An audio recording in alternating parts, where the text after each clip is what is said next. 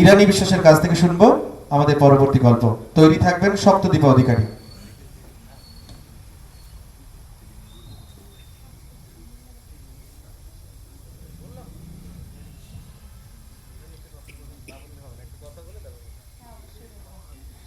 নমস্কার সবাইকে। আমার ভীষণ ভালো লাগছে এই অঞ্চলের মানুষ গল্প শুনতে চাচ্ছে আমাদের কাছে, এটা জেনে।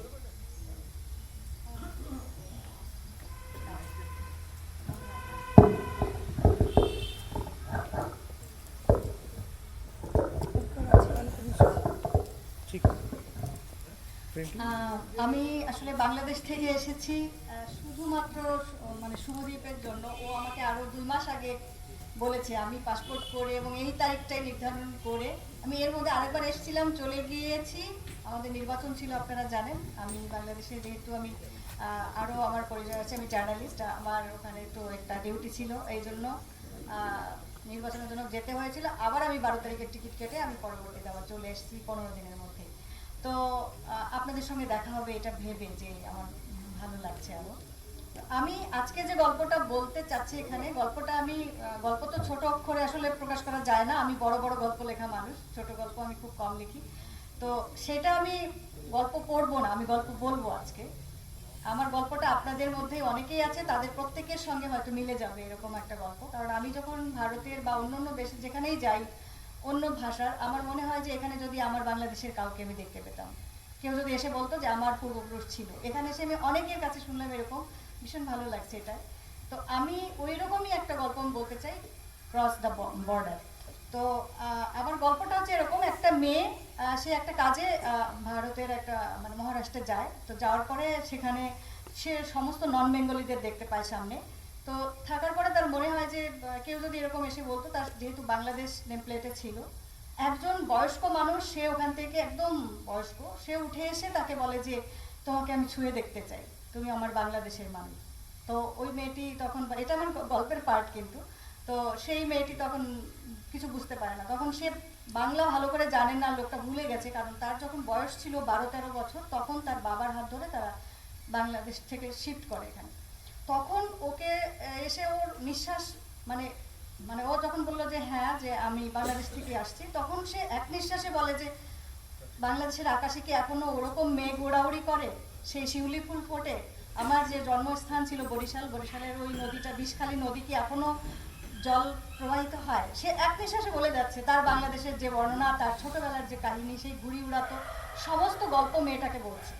তো মেয়েটা অবাক হয়ে গেছে যে এতটা আপ্লুত হতে সে কখনো কাউকে দেখেনি। তো তারপরে তাকে অনেক রিকোয়েস্ট করে মেয়েটাকে সেই প্রোগ্রাম শেষ করে তাকে বাড়িতে নিমন্ত্রণ করা হয় যে তুমি আমার বাড়িতে আজকে যাবে। তো মেয়েটা তার সঙ্গে যে একজন ছিল তাকে নিয়ে সে পরবর্তীতে রাতের বেলা যায়, ডিনারের দাওয়াত থাকে, গিয়ে দেখে যে বিশাল আয়োজন, অনেক মানুষ। তার কারণ হচ্ছে এই লোকটার নাম ছিল হচ্ছে চৈতন্যনাথ সিংহ। সে ওখানে গিয়ে চমন সিনহা হিসাবে পরিচিত হয়ে গেছে, সে কনভার্টেড হয়ে গেছে, কারণ তার বাড়িতে সে ছাড়া কোনো বাঙালি নাই। আর তার যত বাড়ি, শ্বশুর বাড়ি বা আদার্স যত আত্মীয় স্বজন আছে, সবাই নন বেঙ্গলি, সবাই ওকে দেখতে আসছে। এবং এতদিন ভুলেই গেছিল যে এ একজন বাঙালি ছিল। ওই লোকটা একাই মানে সে তার নিজের পরিচয়টা ভুলে গেছে। এই মেয়েটাকে দেখার পরে তার নিজের পরিচয় ফুটে আসছে যে আমি একদিন বাঙালি ছিলাম, বা আমার বাড়িতে বাংলাদেশ বাড়ি ছিল। তো সেই জন্য সবাইকে সে বলার পরে সবাই দেখতে আসছে, এবং সবাই তো বাংলায় কেউ বলতে পারে না, সবাই নন বেঙ্গলি কথা বলছে অন্য ভাষায়। তো একমাত্র সেই কিছু কিছু ভাঙা ভাঙা বাংলায় বলতে পারছে ওর সঙ্গে। কিন্তু তার ভাষা না বুঝতে পারুক, কিন্তু হৃদয়ের যে একটা টান বা গভীর যে আর্তনাদ, সেটা কিন্তু তারা দুজনেই বুঝতে পারছে। চৈতন্যনাথও সে বুঝতে পারছে এবং এই মেয়েটাও বুঝতে পারছে যে সে কি বলতে চাচ্ছে। আসলে ভাষা কখনোই কোনো কিছুর বা বর্ডার বা দেশ ভাগ কোনো কিছু আলাদা করতে পারে না অনুভূতিগুলো। অনুভূতি কিন্তু একই থাকে, জীবন্ত থাকে মানুষের ভেতরে। সেটা যদি সে জায়গা মতো পায়, তখন সেটা আরো আবেগ হয়ে যায়। তো সেটাই আমি এই গল্পের মধ্যে, একটা বড় গল্প, ওটার মধ্যে থেকে আমি ছোট করেই আপনাদেরকে বলতে চাইলাম যে এরকম অনুভূতি আমাদের প্রত্যেকের মধ্যে হয়, যে আমরা বর্ডারটাকে ক্রস করি কিন্তু অনুভূতিটাকে কিন্তু নিয়ে আসি যার যার জায়গা থেকে।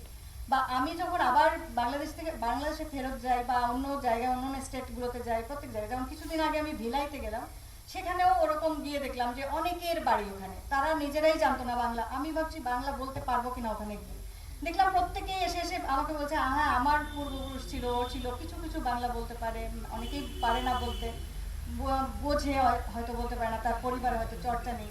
তো এই জায়গায় এসে তো সবাই বাংলা মানুষ, বাংলা ভাষাভাষীর মানুষ, আমার ভীষণ ভালো লাগলো। আমি গল্পটা পড়লাম না এই জন্যই, আমি গল্পের সারমর্মটা বললাম। এটাই হচ্ছে আমার গল্প ছিল। আশা করি আপনাদের ভালো লাগবে, এটা আমার একটা উপন্যাসের একটা পার্ট। তো ধন্যবাদ সবাই।